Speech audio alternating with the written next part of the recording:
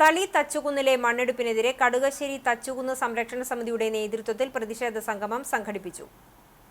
ദേശമംഗലം പഞ്ചായത്തിലെ 14-ാം വാർഡിലാണ് തച്ചക്കുന്ന് സ്ഥിതി ചെയ്യുന്നത്.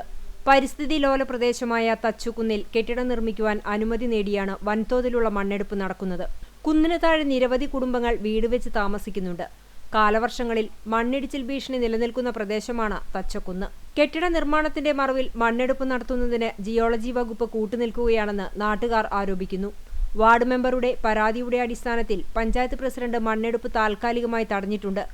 ജനങ്ങളുടെ ജീവനും സ്വത്തിനും പരിഗണന നൽകാതെ ജിയോളജി വകുപ്പ് മണ്ണെടുപ്പിന് നൽകിയ അനുമതി പിൻവലിക്കണമെന്നാവശ്യപ്പെട്ടാണ് സ്ത്രീകളും കുട്ടികളും ഉൾപ്പെടെയുള്ള പ്രദേശവാസികളും ജനപ്രതിനിധികളും പൊതുപ്രവർത്തകരും രാഷ്ട്രീയ പാർട്ടി നേതാക്കളും ഒത്തുചേർന്ന് പ്രതിഷേധ സംഗമം സംഘടിപ്പിച്ചത്. റാലിക്ക് ശേഷം നടന്ന പൊതുയോഗം സാമൂഹിക പ്രവർത്തക ശ്രീജ ആറങ്ങോട്ടുകര ഉദ്ഘാടനം ചെയ്തു. പോയപ്പോ അവര് പറയുന്നത്, ഞങ്ങൾ ചോദിച്ചത് കാണാതെയാണോ പെർമിഷൻ കൊടുത്തത്. അപ്പൊ അവര് പറയുന്നത് ഞങ്ങളത് മുഴുവൻ നോക്കി, ഇവിടെ മുഴുവൻ കണ്ടു.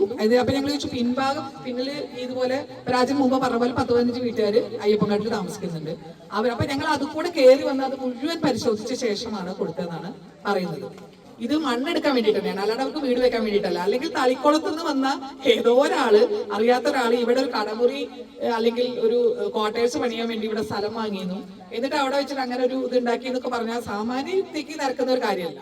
CP രാജൻ അധ്യക്ഷനായി. T Basheer, K Vipindas, KK Manikandan, TK Kunjukuttan master, MM Ratheesh master, P Sasi Kadukassery, TA Muhammad Ashraf എന്നിവർ സംസാരിച്ചു.